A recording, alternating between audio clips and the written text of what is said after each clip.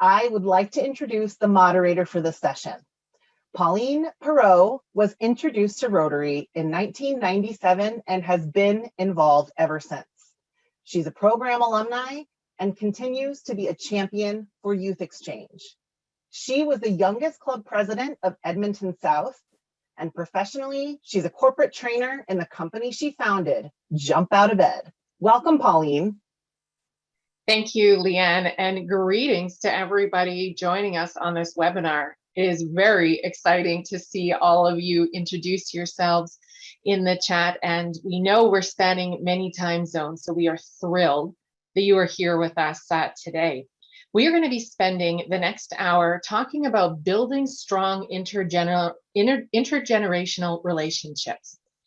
And if you've missed the previous webinars, let's have a quick look at the content we discussed in those webinars.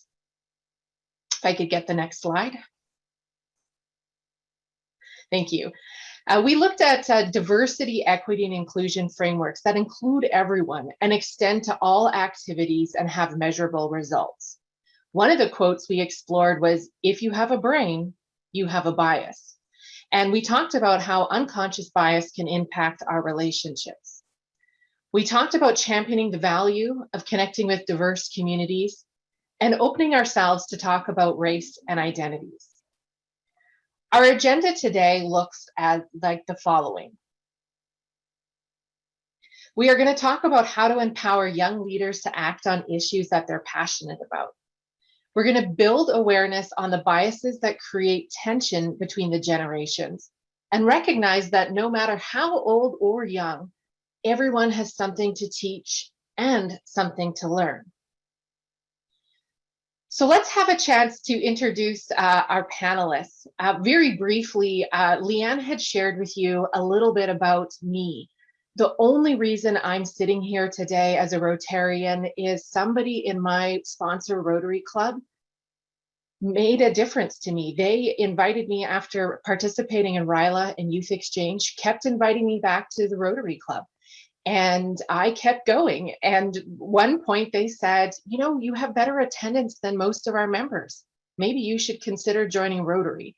And that has led me to many decades through my 20s, 30s, and even the next one to be involved in Rotary. So I'm excited to talk to you and explore this concept today. Let's head over to our first panelist, Louis De Real. Could you please introduce yourself? Hello, good morning from the Philippines. It's actually just past midnight, and I think most of our participants from Asia Pacific are also watching us past midnight. So I'm Louis. I'm the current chairperson of Filipinas Rotaract MDIO. So MDIO is a Rotary International recognized group of multiple districts who decided to form themselves as a hub for communication, collaboration, and multi-district service and fellowship. So I've been a Rotaractor for 10 years already, and I joined Rotary as a dual member way back in 2019 because I was inspired of how Rotarians actually mentored me and supported me throughout my Rotaract journey. And that's something that I want our participants to learn by participating in this webinar. How can we support the continuous development of the new generation so they will become Rotarians in the future? Wonderful. We're excited to have you here, Louis. Let's go to our next panelist, Camille Kanji. Greetings, everyone, from Calgary, Alberta, Canada. My name is Camille Kanji. I am the incoming chair for the Rotary International Interact Advisory Council. This is a new Rotary International committee that will be charged with various different responsibilities and roles, which includes advising the Rotary International president on Interact-related affairs. And so that's a very exciting endeavor. I am currently a dual Rotarian Rotaractor, and I joined Rotary about 4 years ago when I got involved with Interact, and Interact has really been sort of that foundational level for me and has really sort of fueled my passion for Rotary. And so I'm very excited to be here today and be able to communicate with you all some real tangible takeaways on how different generations can come together in Rotary and help push it forward into a new era that respects all voices and opinions. Wonderful. Thank you, Camille. Great to have you here. Let's go to our final panelist, Rika Mue from Finland. Hello, everyone. I'm Riikka Muje from Finland, and I'm currently the president of Rodex Finland. RODEX is the Association of Former Exchange Students, and I personally went to France in 2011, 2012. And I really hope that you can all listen to our experiences, and maybe in the future we can all face intergenerational challenges easier after this webinar. Wonderful. I think we're in great hands with these three. So let's have a look at what's been happening with generational bias and US current workforce numbers. So thanks to increased lifespans, at least 6 different generations live side by side in the United States. Over time, they've earned names based on how they've behaved and the historical events that have influenced them. Intergenerational conflicts arise primarily from the biases that each peer group has about the others. In essence, biases each group have reflect their generation-centric perspective, one that fuels a belief that my way is the right way and your way doesn't measure up to my values. This dynamic interferes with the capacity of individuals to listen to and respect the perspectives and contributions of others, thereby blocking meaningful collaboration in teams, supervisory relationships, and between colleagues. You might be wondering, how does this translate to Rotary? Where the age has been reported that just 7% of Rotarians in the world are under age 40, and the largest percentage of Rotarians are over 70 years old. Here's a look how these biases might affect or might exist when younger people think about joining Rotary. They have ideas on the left such as, it's my grandpa's club, it's elitist, it's full of retirees, it's my boss's club, they're unapproachable. When you and I know in reality on the colorful side, we are 1.2 million Rotarians from all walks of life who have donated 16 million volunteer hours every year and have donated and fundraised more than $65 million in grants to fight diseases. Now let's look at how many young leaders are even involved in Rotary. You can see through some of the signature youth programs on this slide, there are tens, if not hundreds of thousands of youth in the Rotary family as well. According to the 2020 Human Insight study from Deloitte, drawing on insights of nearly 9,000 survey respondents from 119 countries, generational differences are becoming less relevant to understand organizations. 3 reasons for this. Careers are becoming more dynamic and complex, loosening the historical correlation between age and career progression. All workers are becoming more vocal about their needs, and those needs, it turns out, are more similar than we may have previously thought.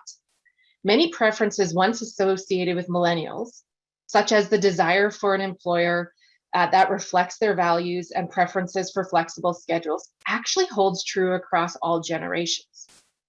And lastly, organizations are creating more opportunities to engage workers and generations through the creation of meaningful, productive, multi-stage, and multi-dimensional careers that take into consideration individual interests, values, preferences, and opinions to better tailor opportunities to the worker's individual attributes. I'd love to go to our panelists and get their reaction on this research and whether it rings true for you both professionally and in Rotary. Rika, over to you. So I have been working with other generations, both professionally and also in Rotary.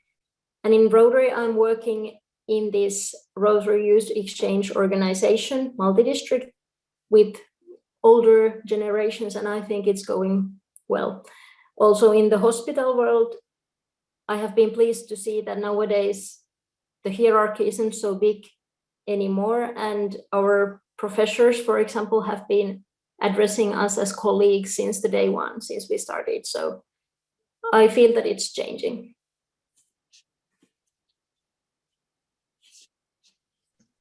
Louis, your thoughts, please. Yes, I think I would have to agree on the result of the research that organizations are becoming more open to engage people from different generations. And I think it comes from the pressure of the current state of our world. The postmodern world requires that we take multiple perspectives. And we need not to look at other organizations. Let's look in Rotary. In Rotary itself, we just started 2 years ago, Elevate Rotaract, because we want to integrate and we want to hear the thoughts and the value of our Rotaractors in shaping the future of the organization. Just to share with you, in our country, in the Philippines, I'm quite happy because we're really moving a lot in terms of integrating Rotaractors in the decision-making table and in the ideation phase. A lot of districts in the Philippines, 10 of them, are already starting appointing Rotaractors in Rotary district committees. In the regional setting, I will actually be the first Rotaractor to sit in the regional team as assistant Rotary coordinator. And I hope more people, more Rotaractor, will be joining me in shaping the future of Rotary. So I think it's very important to acknowledge that different generations have really different strengths to show. But what's important is let's look at these differences as strengths rather than obstacles for collaboration across generations. Great, thank you, Louis. And over to you, Camille. Thank you so much. I do have to concur with Louis and the research. I think organizations are sort of on the change. Just to bring a little bit of an example, when the idea of having a new Rotary International Interactive Advisory Council was in its early development stages, it wasn't just a one-person effort. There were people that came together from several generations and several walks of life to, make it a reality and to sort of put it together. Members of older generations contributed ideas and knowledge on how to make the council better. Members of younger generations sort of provided some of their innovative ideas on operations and structures. But a key point was that every time there was a conflict, or anytime there was a disagreement or a change of opinion, we all sort of came together with a common goal in mind of increasing youth representation. So, any conflicts that did arise were quickly resolved because we were able to focus on that goal. And so, I think it's important for us to recognize that and to recognize that generations can come together, and they do come together once we sort of have a common goal in mind for our objectives. Great. Some great thoughts that I picked up in that from the panelists, being addressed as a colleague, what a critical difference that makes, and steps it takes to blend the generations amongst each other. Involve Rotaractors in decision-making, have Rotaractors sit on your district committees. What a great idea. And the thought that having a common goal in mind actually will speed us towards a result quicker and strengthen that goal overall are all really fantastic insights. Thank you. When you, over the 2,000 people that registered for this webinar, we had asked you to fill out a couple survey questions. And one of the questions was, what is the biggest challenge to intergenerational collaboration and relationships? And here's what you said. So I'd love to go back to the panel and hear your thoughts on each of these categories, whether it's applied to your work, and if it has, how have you overcome these challenges? So Louis, let's talk to you about communication. Yeah, I would have to agree that it's the top barrier in terms of intergenerational relationship, because different generations have preconceived biases about the other generations. And I think it leads them to stop from having that initiative to reach out or to communicate. In my early years as a Rotaractor, I am also afraid or nervous when I attend Rotary meetings or even just talking to a Rotarian, because I have this notion that I might be judged or probably my idea will not be accepted. But I think through the years, I really pushed myself to reach out to the older generation, and it benefited me.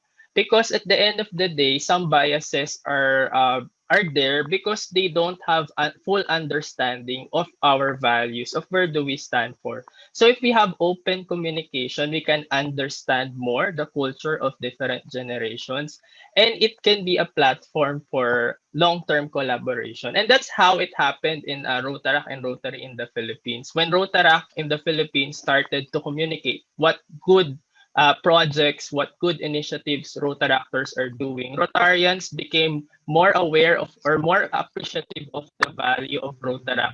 And they had this idea that why not we invite Rotaractors to sit in our decision-making table? They have bright ideas. They might probably help us improve the way we do things.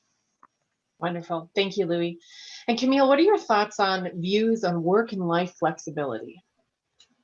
Absolutely. In a world where there's increasing competition in different professional spheres, and schooling commitments grow ever more cumbersome, we see many people from younger generations coming into the organization, but not being able to participate in the way in which perhaps a retired Rotarian might be able to. However, it's important that we don't let this generate negative biases towards the commitment that some of these folks have towards the organization, because people are often busy no matter what generation they belong to. And rather than sort of being shamed, we need to work to create a cross-generational environment in which members feel comfortable enough to have conversations about boundaries and to the extent to which they can commit. But we also need to be okay with the fact that different people will have varying levels of commitment based on their passion for the work that is being done. And we naturally prioritize different things in our lives. And the reality is, in such a fast-paced world, many people need to put their professional lives first. However, it's up to us in Rotary to understand that, but also make sure that we're still building opportunities for engagement for those people who can commit less time. Because when we stop opening opportunities for involvement and making real efforts to engage busier individuals, that's when we see our membership decline and have people feeling less passionate about the work that's being done in Rotary. Great, such wise insights. I hope you're enjoying this as much as I am in chatting with these wonderful people. Rika, over to you. And if you could talk about expectations of advancement and development, please. So I think many times older generations might have this idea that the new generations, when they come into some organization, for example, they might want to change everything and throw away everything that has been done already. In my Rotary service, I'm part of the Rotary Youth Exchange multi-district organization in Finland, which is the organization that organizes the exchanges. And I'm the youth member. So I'm also responsible for bringing the ideas coming from the newer generations and presenting them into discussion. And I think the key really is to be polite, be considerate while bringing up these new ideas. And I think everybody should be keeping in mind that our goal together is to make Rotary even better. And sometimes it's the older generations who bring up new ideas. So I really hope that we can continue working together on this. Wonderful. Some of the things that I picked up in what you shared is we, no matter what generation we are, have to show initiative and reach out. Be first. Be the first one to extend a hand, a smile. I don't know about you, but this reminds me of when I was in school and we had a dance. And the boys would be on one side of the gym and the girls would be on the other. And each group would awkwardly look at the other and not quite sure of where, of who was going to make the first move. And so to be first to offer that communication is really, really critical. We also heard about the cross-generational environment, to be comfortable talking about the boundaries and know it's okay that we might have at different points in our lives varying levels of commitment based on our availability. And lastly, we heard be polite and considerate and watch the pace of change. Coming in and changing everything right off the hop might be very difficult, and know that the new ideas might come from any one of the generations. One of the ways biases can become apparent is through microaggressions. If you're unfamiliar with this term, microaggressions are the kind of remarks, questions, or actions that are painful because it has to do with a person's membership in a group that's discriminated against or subjected to stereotypes. A key part of what makes this so disconcerting is that they happen casually, frequently, and often without any harm attended in everyday life. For example, you speak excellent English. Where are you from? You're so articulate. So I'm curious to talk to the panel. Have you ever experienced microaggressions in your work with Rotary? And if so, what advice do you have for people who might be in a similar situation? Camille, let's start with you. Great, thanks so much. And I'm being reminded to speak slower, so I apologize if I'm speeding a little too much. But in terms of microaggressions, we should realize that sometimes they can come from people who we may have really positive relationships with. During my experience planning a particular Interact event, our project had to seek approval from higher authorities. Our team of 18 to 19-year-olds thought we had quite a good relationship with these individuals. However, as we progressed in our conversations, we would notice things that would be sent in emails, such as explaining concepts that really any person could understand, but were being explained in childlike terms, or not listening to our explanation of different things, but immediately listening when an older person would explain the idea in the exact same way that we had, or even insinuating that because we were younger, we had no experience in event planning. Overall, this really deteriorated our relationship with these individuals. But the broader point of the example is that we should always be checking our relationships and making sure that if these microaggressions are coming from people that we respect, that we then feel comfortable enough to have dialogue about how these things have affected us. If the aggressor feels as though you share the same close relationship, then they'll be willing to hear you out and correct some of that behavior. But if it doesn't change, then sometimes the best course of action is to separate yourself from that environment, because it'll only contribute poorly to your mental health and may even make you reconsider your own commitment to Rotary, which are things that none of us want to experience. Yeah, thank you. Thoughtful insights. Rika, what are your thoughts? So personally, I often get this comment of, I must know how to use technology because I represent the younger generations, and I'm very sad. I have to admit that that's not my strength. So I know that many of the Rotarians who work, for example, in the field of marketing, they might be much better with technologies. And then they would ask me, for example, if I can do this little task concerning technologies, and I would obviously say yes, and end up spending lots of time doing that little task. And I think that's one example of microaggression, which is not intended to be unpolite by any means, but which can turn into being a difficult thing for me. And I think that the most important thing is to open discussion, to have an honest conversation about this. And also, I think people should recognize that when their actions are criticized, it's not personal. So being polite, again, I think is the key. Wonderful, thank you. And Louis, your thoughts on this? Yeah, as I've said earlier, I'm already a Rotaractor for almost 11 years. And I have to admit that there came a phase in my journey where I felt like Rotaract is just a program and that Rotarians wouldn't even bother to know what we're doing. But this is actually sad because Rotaract was created to be Rotary's partner in service. And I think it came from preconceived notions that our generation just like to have fun and we're not really serious doing service. I even experienced attending a meeting where I was doubted, or they thought that Rotaract is not really doing good. They're just a liability to the organization. But I decided to just respond later and develop a relationship with that Rotarian. And I think it's really the key, as I've highlighted earlier, open communication, establishing long-term relationship by reaching out, that not just from Rotaractors, but even from Rotarians, would help transcend these obstacles. And that's something that I tried to work on when I held various leadership positions in Rotaract. I really made sure that the Rotaract organization in the district or in the MDIO is really doing a lot in terms of informing Rotarians what we are doing, so that they will be more appreciative of what we do and eventually welcome our ideas as potential contributors to the organization.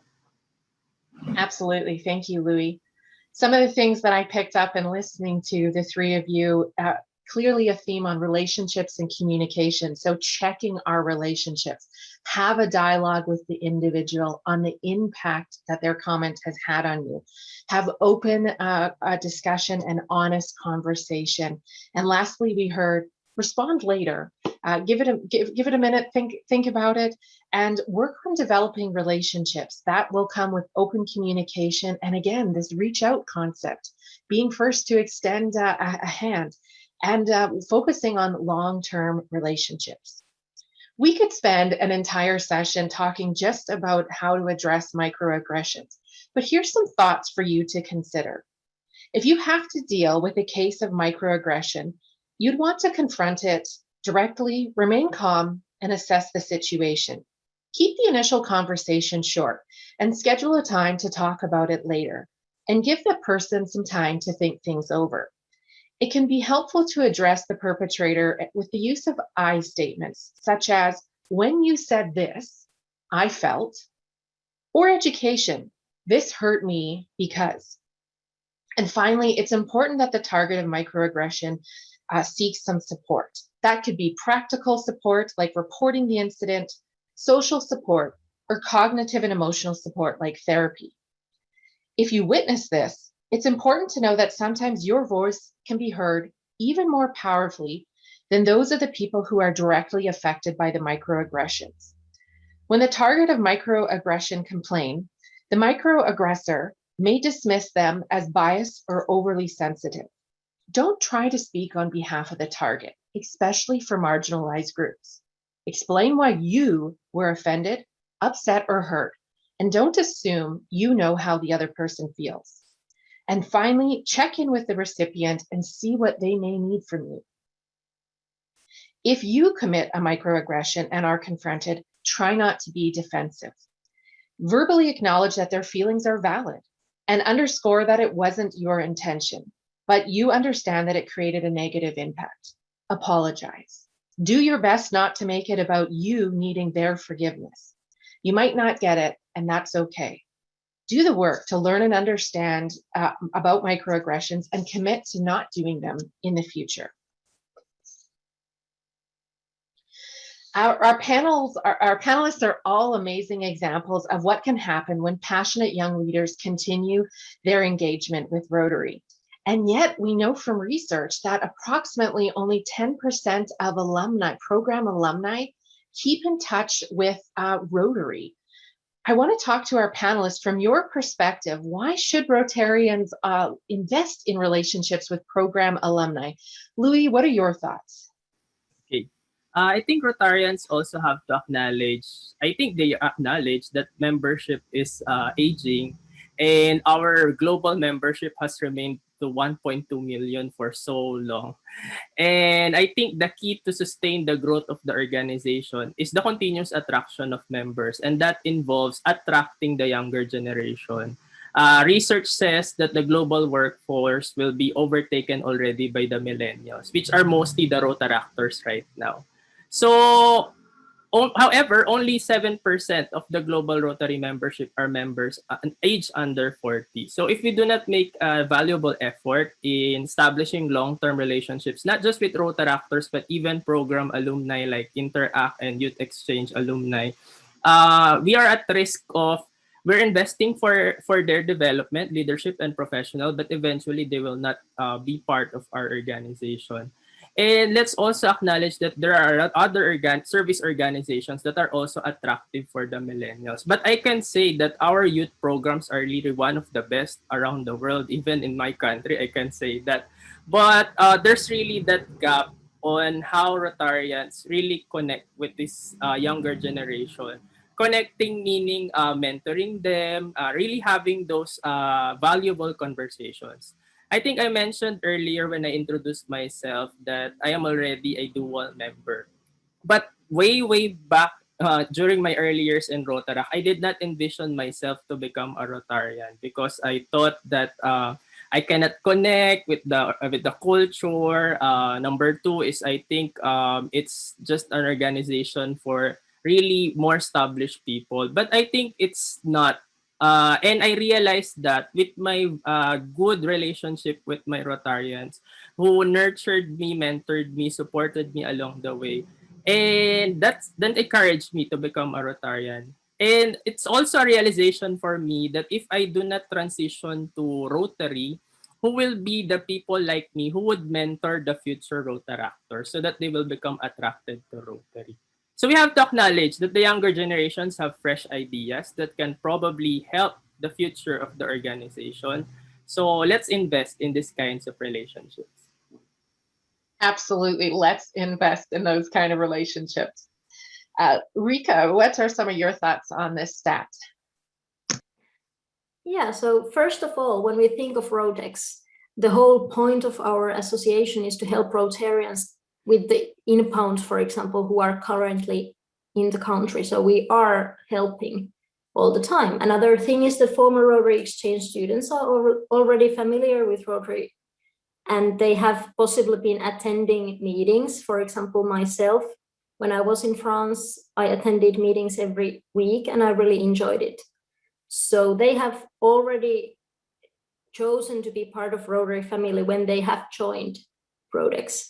And that makes them very good target when we think of future Rotarians as well. Great thoughts. And Camille? Yeah, Paul Harris once said, if Rotary is to realize its proper destiny, it must be evolutionary at all times and revolutionary on occasion. Very often it's the Rotary Program alumni and youth that sort of bring this revolutionary fire to the organization. If Rotary hopes to persist for another 100 years, then it's absolutely crucial that we create strategies in which alumni are better connected within Rotary networks once they have completed their programs, and that their genuine connection to Rotary is never diminished based on some negative experience or a lack of follow-up. Not only do participants bring these revolutionary ideas to the organization, but they're also the best way to increase the number of active members in Rotary. We see Rotary is built on having people of action, and who better to uphold this foundation than the program alumni who have seen Rotary in action firsthand. Yeah, really great thoughts from the three of you once again. And as I capture the things that I took away, we really need to focus on growing the organization. We've heard, and since my involvement almost 3 decades, we've been talking about the same 1.2 million Rotarians in Rotary membership. And so how do we keep ourselves attractive? Hearing that other organizations might be attracting the younger generation of service-minded individuals. And there's also a spot for our young individuals in the Rotary family to mentor future Rotaractors. We know that the alumni are already passionate about Rotary. They have a values alignment based on coming to any one of the youth programs. And so how do we stay better connected? And one of the comments I heard, sometimes it's really the lack of follow-up and the lack of outreach. And that's a little sad to me, because that is a little bit of time on our end as Rotarians, once again, to reach out a hand, invite, and ask that alumni to come for a cup of coffee, come for a meal, and come check out Rotary, and the conversation begins from there. I'd like to ask one more question of our panel before we go to Q&A. Again, when you registered for this webinar, we asked you to share your thoughts on what the biggest benefit of intergenerational relationships are. And this is what you said: multi-perspectives, learning and mentoring opportunities, knowledge transfer, and retention. I'm wondering if we could talk to the panel. Could each of you share a story about how these benefits apply to your work in Rotary? And Louis, let's start with you and multiple perspectives, please. Yeah, I think in Rotaract, we have many opportunities where we work closely with Rotarians in co-developing training programs, especially in this time of COVID-19 pandemic. In the Philippines, joint Rotary and Rotaract district assemblies, trainings, and conferences are quite becoming a trend. And it's actually good because we can learn from the different styles of different generations in staging trainings and conferences. So with activities becoming conducted as joint, we have to do joint planning meetings to design programs. And there were instances where we proposed sessions, and after discussing it with our Rotarians, they realized, oh, their idea was actually good. Then we shared to them an innovative way of doing things, like using digital, making the meetings more engaging, because the attention span of people in digital events are quite short. So they say, you have a valuable point.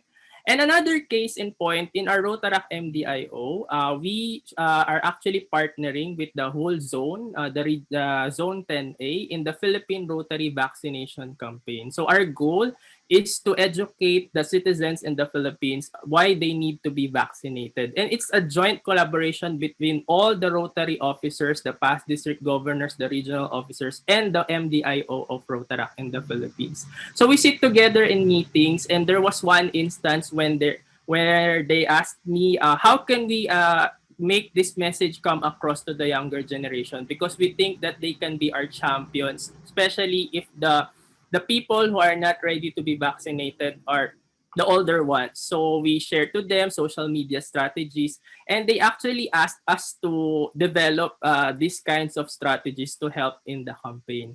Another thing is we're launching very soon a Philippine Rotaract magazine. So we all know that across the world there are regional Rotary magazines. So in the Philippines, that's Philippine Rotary Magazine.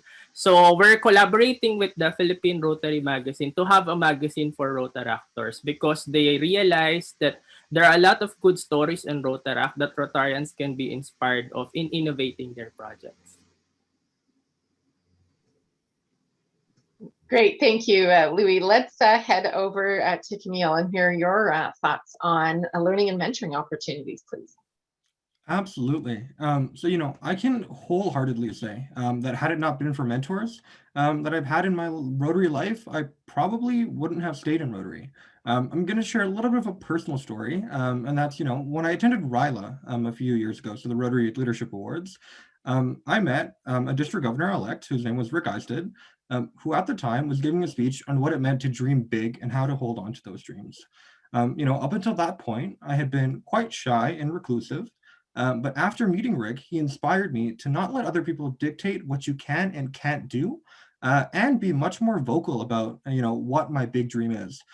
He introduced me to the people I needed to sort of learn more about what steps I needed to take, listen to the troubles that were going on in my life at the time, allowed me to lean on him whenever I needed support, and introduced me to another mentor, Christine Rindell, who sort of recognized potential in me that I hadn't even seen, and brought me into working with the district, which was sort of the first step into sort of larger activities, and sort of fueled my love for Rotary even further. So, all in all, mentors are the people that allow many younger generations within Rotary to flourish, because they not only provide us with access to opportunities, but also become true friends that we can lean on and that genuinely share a vision for a Rotary that is intergenerationally collaborative and engaging. Without mentors, Rotary can often seem a little lonely, and many positive experiences become overshadowed by the negative. But having people who in your heart will support you with whatever you want and whatever you want to do every step of the way really provides inspiration to do more and reach higher. It also is important to recognize that you can have more than one mentor or different mentors at different stages in your life, because you never stop learning from the vast experiences of the people that have come before you and from the people whose shoulders we stand on. Yeah, absolutely. Thanks, Camille. And Rita, if you could talk to us about knowledge transfer and retention, please. Yeah, so I personally value the experience the older generations do have. So when I'm working in multi-district with some older generations, I do realize that they have already been doing youth exchange when I was still in elementary school. So they have a long experience. Another thing is that sometimes it's also us younger generations who can give insight to the older generations. For example, when we talk about former exchange students, we know how it is to be inbound, how it is to be outbound, and we can really give Rotarians insight into the world of inbound or outbound, what type of support they need, what type of activities they enjoy, and so on. So I think it's important to remember that the knowledge transfer goes to two directions. Really important point. Thank you. Some of the things that I've picked up from this conversation is we can embrace the learning styles and different generations and use them to make even better conferences in the Rotary family. Introductions to people help bring new forms of support. People become friends. They become people that we can lean on and mentor the next generation. And lastly, when we look at the youth exchange program, the alumni of the program have been there and know the experience. I, for one, when I was involved, was able to take the messaging that wasn't really positive and was getting some interesting results. And we turned into a program of the 6 Bs that really changed the face of how our program looked at talking about training outbound exchange students. So I'm going to transition over to Leanne, who's going to walk us through some Q&A, and we look forward to hearing the questions you have for our panel. Leanne, over to you.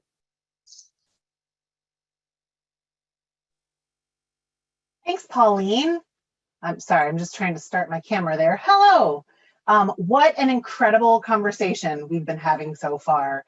A reminder to everyone listening that you can use the Q&A panel to submit questions if you haven't already. I actually want to start with a comment, and this is maybe a question for attendees to think about. Someone pointed out that the term older generations can feel a little bit like nails on a chalkboard, and that maybe we all need to work to find a better, more vibrant way to describe that. So that's a challenge for all of us.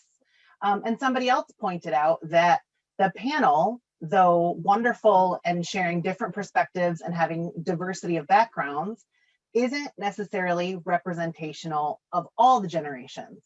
So good feedback. I just wanted to acknowledge that.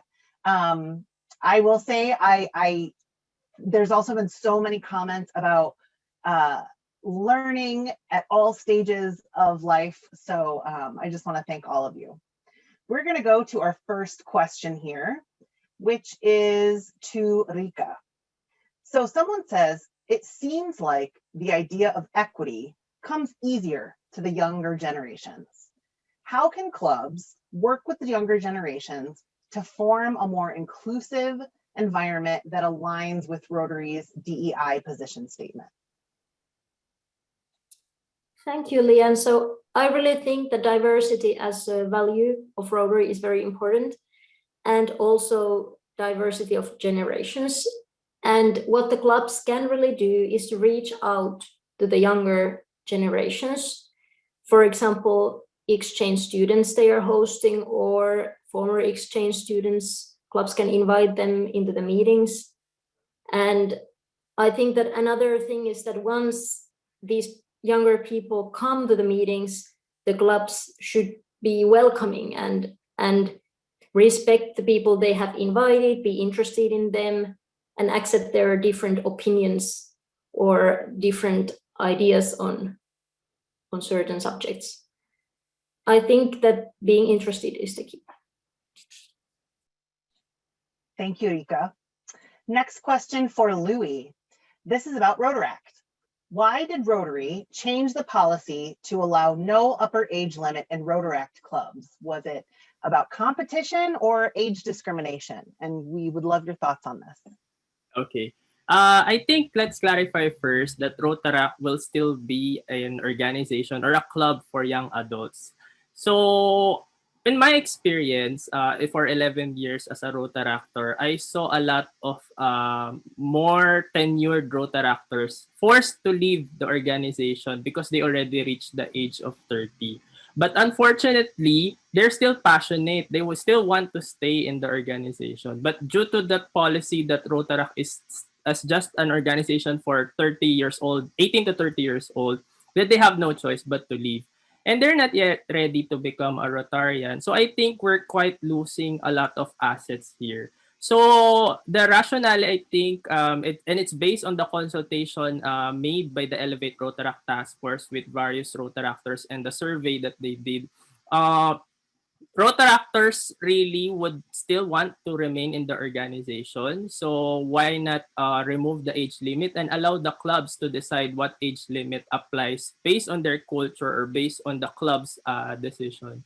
But I think this is actually a good challenge for Rotarians, because when we do not force our Rotaractors to leave the organization, we have more time to attract them, to develop long-term relationships, to mentor them, so that eventually when they feel that they are ready to become Rotarians, then the road is much more open, unlike on the previous policy that we are forcing them to leave. And when they already leave the organization, that's more difficult to attract them, because probably they joined other organizations who could fulfill the same passion and interest.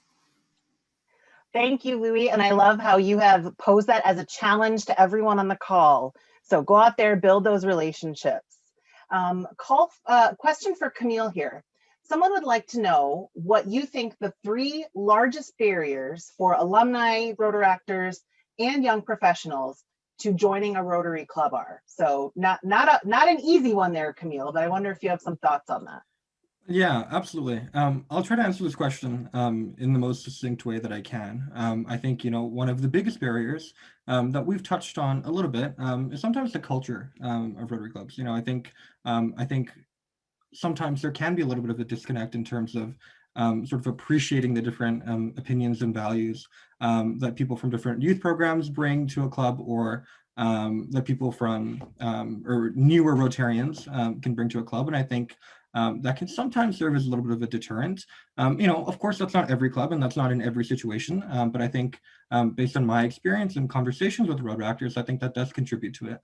I think as well, when you sort of are in the process of looking for Rotary Club or wanting to join Rotary Club and you don't really see a lot of people with similar experiences to you, that can often serve as a deterrent. If you're looking to recruit just a singular youth exchange student to join your club, that can often be a little intimidating. If they're the only youth exchange student, or if they're the only one that sort of had that experience and is sort of the only way that they've been involved in Rotary, then that can be a little tough for people to sort of cope with. And as well, I think, sometimes club meeting times, I think that is another sort of big barrier. I think for a young professional who has just sort of started their new technology company, a lunchtime meeting doesn't always work.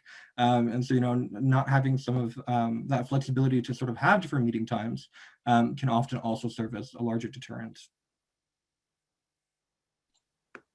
Thank you, Camille.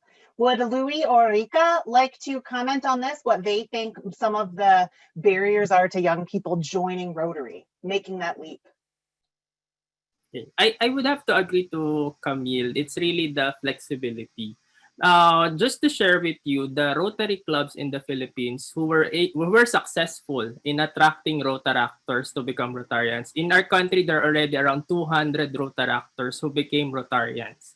And majority are dual members, meaning they still want to stay in Rotaract, but they want to experience already the culture of Rotary. And I think the dual membership is a good opportunity for somehow a probationary step to become a Rotarian. And our Rotary clubs are offering flexibility in terms of the dues. And also, in some clubs, they do joint meetings. The Rotaract and Rotary have joint meetings, and the hosting is rotated. There's a week that all the Rotaractors will organize the whole program. So it became more welcoming to Rotaractors that they realized that, oh, Rotary Club is not really too different to what we do. I think it's we have the same goal. We have the same passion of service and developing ourselves professionally. So what's just the difference is really more on the cost. But if we can find a way to be more flexible, I think it would attract more Rotaractors to become Rotarians. And eventually, when they're ready, they can already reach the level of our Rotarians where they can spend more on Rotary Club activities. What I think about this is that it also depends on what you are doing. So for example, when people are joining Rodex, they are doing service, the former exchange students, but more by being with the inbounds, outbounds, helping Rotarians with the exchange programs. And I think it can be difficult to change the mindset and to move into Rotary after if no one reaches out for you and no one helps. And I'm happy that in my district now, we are starting this cooperation with Rotary clubs where they invite also former exchange students into their clubs. So I think that's something that is hopefully gonna help and lower the difficultness level to go to meetings and maybe later be Rotarian. That's such a wonderful partnership. And I should say, Rika, you yourself are not a Rotarian, correct? No. So some club in Finland, this is a great chance to reach out and build a relationship with somebody that'll be on the front lines of your healthcare. Another comment, actually, and then Pauline, I'm going to send another question to you. So someone commented that there seems to be a miscommunication between older Rotarians and Rotaractors. The older Rotarians should be the ones who offer love to the Rotaractors so that they feel protected and have a sense of institutional equality. And I love that this relationship building goes both ways. Pauline, one more question for you here. Someone wanted to know if we can offer suggestions for fewer meetings and more action. They say their older club and board members talk everything to death. So what can you tell us there? Yeah, great question. On the work that I do with teams in a corporate setting, there's a skill that we talk about called expediting. And that's really the skill of saying, we've talked about this for 20 minutes now.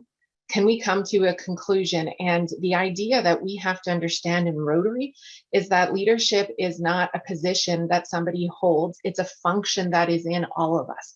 And if we embrace shared leadership and understand that all of us in a board setting, all of us in a Rotary Club have a role to play as a team member, expediting conversations is one of those strategies to get us to the finish line, to make sure that we curtail some of the conversations and get out of discussion and into action. Well, that seems like a good transition to expedite this webinar. We have been together for 55 minutes, and so tell us what we can do next. Great. So how do we take action? Speaking of which, become a program champion. You can head to the URL on this slide. Check out Elevate Rotaract, the movement of really understanding how do we elevate the presence of Rotaract and get those individuals actively involved in the Rotary family and become Rotarians. You can engage a variety of resources on your district level, alumni chairs, the alumni team, your Interact chair, etc. And lastly, make space and build positivity are always, we heard it's reaching out is one of the easiest things to do to get the ball rolling. And lastly, there's a whole bunch of resources available for you, and we will leave this for you to pursue at your leisure. But Rotary International has published a variety of resources seen here on this slide. You can go to rotary.org/membership. And before we bring this webinar to a close, and thank you for your participation, I would like to go to the panelists just one last time. And I'm curious to pose this question. What does Rotary look like in 10 years? Rika, if we could go to you first.